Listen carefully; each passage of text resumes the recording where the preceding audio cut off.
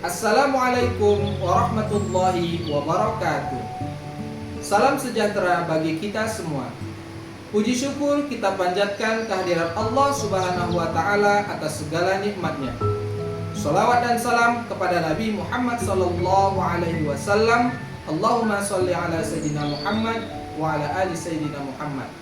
Perkenalkan, saya Fakhrul Khair, peserta Latsar CPNS Angkatan 5 tahun 2025 sebagai penyuluh agama ahli pertama yang diselenggarakan oleh Balai Diklat Keagamaan Medan, Provinsi Sumatera Utara.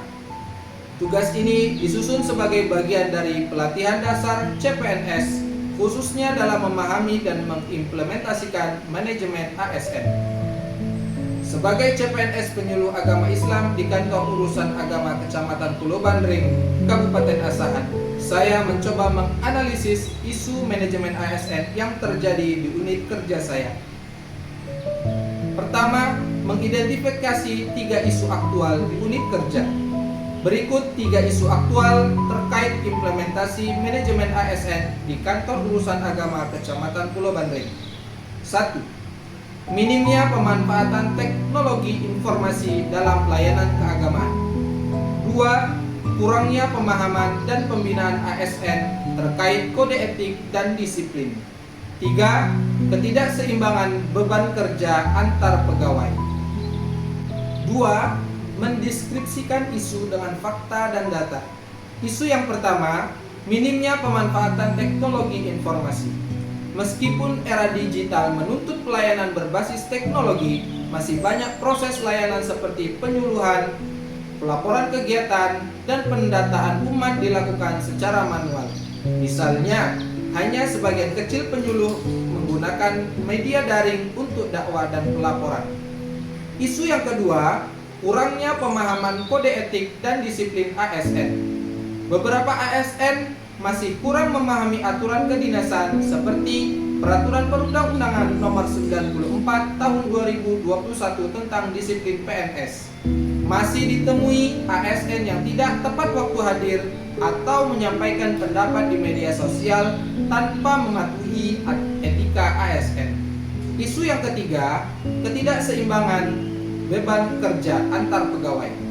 Terdapat ketimpangan pelaksanaan tugas antar pegawai, khususnya antar pegawai struktural dan fungsional atau penyuluh, di mana beban kerja tidak selalu didistribusikan secara proporsional. 3. Dampak jika tidak diselesaikan. Isu yang pertama akan menghambat efektivitas pelayanan publik dan menyulitkan laporan ke tingkat kabupaten.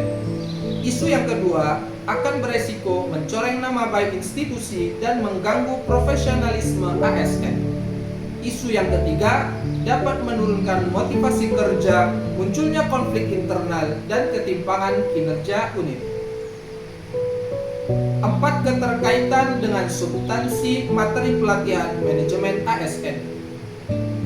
Ketiga isu tersebut terkait langsung dengan substansi materi pelatihan manajemen ASN seperti perencanaan sumber daya manusia, terkait dengan isu yang ketiga tentang distribusi beban kerja.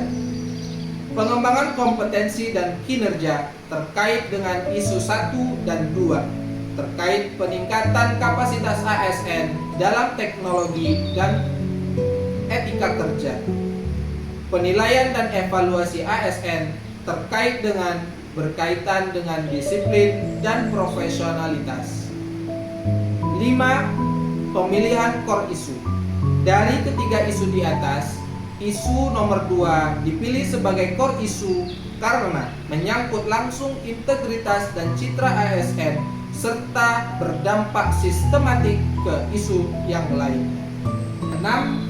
Analisis core isu menggunakan teknik fishbone atau diagram tulang ikan. Core isu, kurangnya pemahaman dan pembinaan etika dan disiplin ASN. Akar penyebab berdasarkan teknik fishbone. Pertama, manusia. Minimnya pelatihan atau pembinaan berkala bagi ASN. Yang kedua, metode. Tidak adanya SOP internal yang menguatkan pengawasan etika dan disiplin. 3. Lingkungan budaya kerja permisif terhadap pelanggaran kecil. 4. Manajemen, lemahnya monitoring dan evaluasi harian terhadap perilaku ASN. 5. Media ataupun informasi, sosialisasi regulasi ASN kurang masif dan tidak terintegrasi. 7. Rekomendasi solusi dan inisiatif kreatif. Untuk menyelesaikan core isu ini, saya mengusulkan langkah-langkah berikut. Pertama, mengadakan forum internal ASN kantor urusan agama minimal bulanan untuk pembinaan kedisiplinan, etika, dan tanggung jawab. Yang kedua, menyusun SOP etika ASN versi internal kantor urusan agama, merujuk pada aturan resmi, namun dipaparkan dalam bentuk infografis yang mudah dibaca.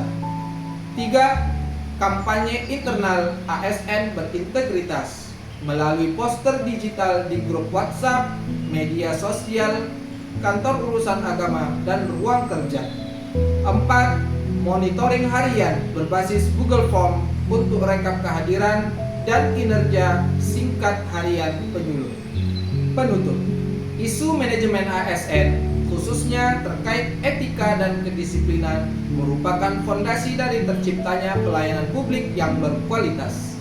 Sebagai CPNS yang bertugas langsung di masyarakat, saya memiliki peran penting dalam menjadi contoh dan penggerak perubahan.